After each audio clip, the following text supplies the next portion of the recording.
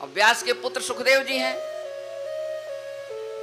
अब उनका चरित्र का वर्णन हो रहा है कि कैसे सुखदेव जी कैसे उत्पन्न हुए, कैसे अवतार लिए।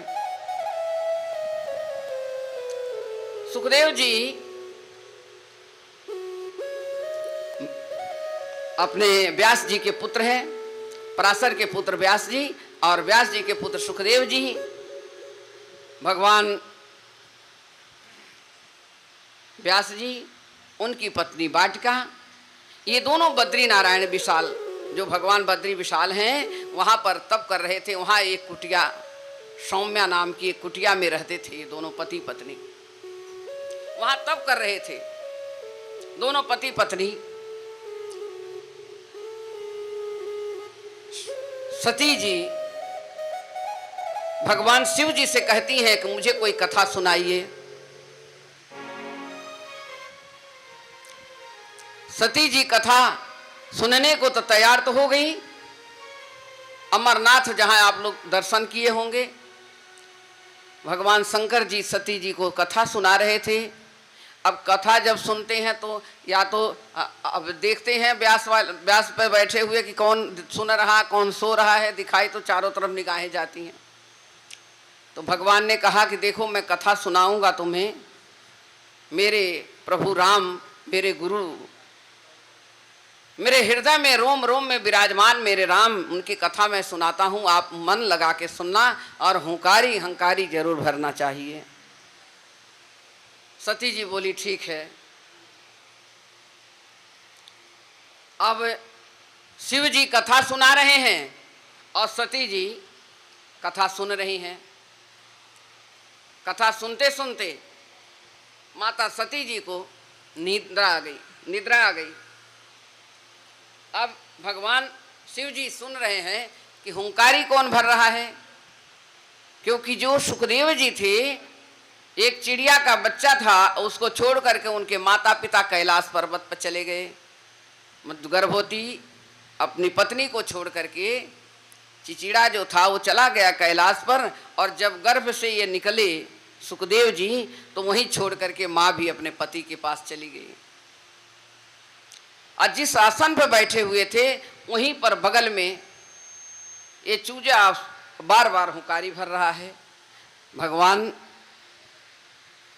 शिव जी कहने लगे कि हुंकारी की आवाज़ आ रही है, और अपनी सती जी से पूछते हैं, कहते हैं अच्छा ये बताइए कि आपने कथा सुनी पूरी, तो थोड़ा कुछ बताओ हमको।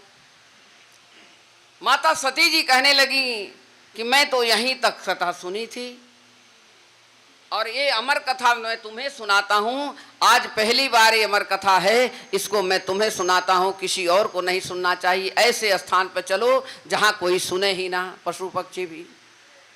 अब उनके दिमाग में ये बात आ गई कि कथा आप सुनी नहीं तो हुंकारी भर कौन रहा था। ढूंढने लगे, देखते क्या है कि आसन के बगल में एक चूजा है, वो बच्चा जो है वही हुंकारी भर रहा था। बस क्रोध आ गया, भगवान शिव जी को क्रोध आ गया। भगवान जी क्रोधित हो गए, कहने लगे अरे तुमने कथा सुनी नहीं, ये तो अमर हो गया, और तुम्हारे सिवा मुझे कथा किसी को सुनानी नहीं थी। बस भगवान शिव जी अपना त्रिशूल उठा लिए कि इसका यहीं पर वध कर दो, ये कथा यहीं समाप्त हो जाएगी, आगे नहीं जानी चाहिए। अब सुखदेव जी भागने लगे, त्रिशूल पीछे पीछे चल रहा है। सुखदेव जी भागते भागते चारों तरफ चले गए, बचाओ बचाओ करते हुए। विष्णु लोग गए, ब्रह्म लोक में गए, कैलाश में गए, कहीं कोई शरण नहीं मिला। तो वो जा करके कहाँ जाते हैं, बद्री नारायण बद्री विशाल, वहाँ सौम्या कुटिया में पति पत्नी व्यास जी और वाटिका जी उसमें बैठी हुई थी, सिर धो करके निवृत्त हुई थी, और वो जम्हाई ली बाहर खड़ी होकर के बाल को अपने सुखा रही थी, और इतने में जम्हाई आती है, सुखा जो है उनके मुख में चला गया। अंदर जाते हुए उनको प्रवेश होते हुए तो दिखाई दिया कि कुछ तो है, पर क्या है ये मुझे नहीं पता। त्रिशूल आकर के वहाँ खड़ा हो गया कि जो आपके मुख में गया उस जीव को मैं मारना चाहता हूँ। भगवान साक्षात शिव ही पहुँच गए वहाँ। बताइए कथा कितनी प्रिय थी, अमर कथा थी। और माता सती जी सुनी नहीं और पूरे भ्रमण कर रहे हैं पूरे ब्रह्मांड में, जा कर के वहाँ कहते हैं कि जो ये जीव गया है आपके पेट में, इसको हमें आप दे दीजिए। वाटिका जी कहने लगी देखिए अब ये जो जीव है ये माँ के पेट के उदर के अंदर आया है, अब इसका रक्षा करना मेरा धर्म है, मैं इसको नहीं दे सकता। बोले नहीं, हमें इसको चाहिए। माता अनुनय विनय करने लगी, प्रार्थना करने लगी, हे शिव कहते क्या है, जो मेरा धन गया है उसको हमें दे दो। माता वाटिका जी कहती हैं कि आपके पास धन कहाँ है, आप तो सदा निर्धन हैं, भूले भंडारी है, न घर है, न बार है, न कोई धन है, न दौलत है, आपको क्या चीज की जरूरत है, कौन सा धन हमारे पेट में चला गया, जो कुछ भी है वो जीव हमको दे दो। बोलती नहीं, जो मेरे उदर में आ गया उसका रक्षा करना मेरा धर्म है और इसको मैं नहीं दे सकती। सुखदेव जी 12 वर्ष तक अपने माँ के पेट में रह गए, निकले ही नहीं। समय बीतता गया, समय बीतता गया, समय बीतते बीतते 12 वर्ष हो गया तो धरती से लेकर के आकाश तक पूरे भूमंडल में, पूरे ब्रह्मांड में अंधेरा छा गया। कहीं सूर्य ही नहीं दिखाई दे रहा, कहीं चंद्रमा नहीं दिखाई दे रहे हैं, स्पास शेष पूरा एकदम निस्तेज हो गया, हवा नहीं, पानी नहीं। सारे देवता चले गए विष्णु जी के पास, प्रार्थना करने लगे, हे प्रभु हमें बचाएं, हम क्या करें। और व्यास जी से अनुरोध करने लगे कि आप जाओ कुछ बोलो। भगवान विष्णु साक्षात आए माता के पास, वाटिका जी के पास आकर कहते हैं कि आप इनके उदर से बाहर करो। और सुखदेव जी उसी में से बोलते रहे, कहे हम नहीं बाहर निकलेंगे, अब मैं बाहर निकलूंगा तो मुझे माया घेर लेगी और मैं बाहर कलयुग में आना नहीं चाहता हूं भूमंडल पर, हे माता मुझे बाहर निकलने ही मत देना।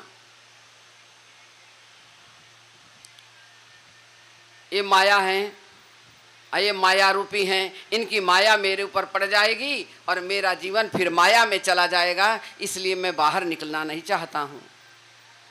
बड़ा अनुनय विनय हुआ, बड़ा निवेदन करने लगे, तब कहने लगे कि महामाया ये हैं, ये इनका माया को कोई पार नहीं पाया है, तो हम इनके कहने से तो निकलेंगे नहीं, और राधा रानी मेरी माँ गुरु आ जाए अगर वो कह दें तो ही मैं निकलूँगा, क्योंकि उन पर मुझे विश्वास है, मेरी माँ पे। माता राधा रानी आकर के कहती हैं, अरे सुखदेव मेरी वचन को सुनो, लक्ष्मीपति विष्णु जी तो चले गए, पर मैं तुमसे कहती हूँ कि तुम निकलो अब बाहर। देखो भूमंडल ब्रह्मांड में अंधेरा छाया हुआ है, सब चीज निस्तेज हो गई, नदियां नहीं बह रही हैं, समुद्र रुक गया है, हवा रुक गई, पानी रुक गया, सूर्य रुक गया, चंद्र रुक गया है, और आपकी वजह से जब तक आप निकलोगे नहीं धरती पर सुख शांति नहीं होगी। बोले माता मैं आऊँगा तो जरूर, लेकिन मायापति से कहना मेरे ऊपर माया नहीं करेंगे बिल्कुल भी, क्योंकि मैं माया में नहीं आना चाहता हूँ। माता ने कहा ऐसा ही होगा, पुत्र तुम बाहर निकलो, तुम्हें कहने की जरूरत नहीं पड़ेगी। और भगवान के इस वचन को, माता राधा रानी के वचन को सुन करके जब रुक गए तो सभी लोग प्रार्थना कर रहे थे, सारे देवता, और भगवान की प्रार्थना विनती करने के बाद भगवान विष्णु आए सौम्या जी के पास, सौम्या कुटिया में वाटिका जी से उन्होंने भी प्रार्थना करी, फिर देवताओं ने भी प्रार्थना करी, तब राधा रानी माता जी आई।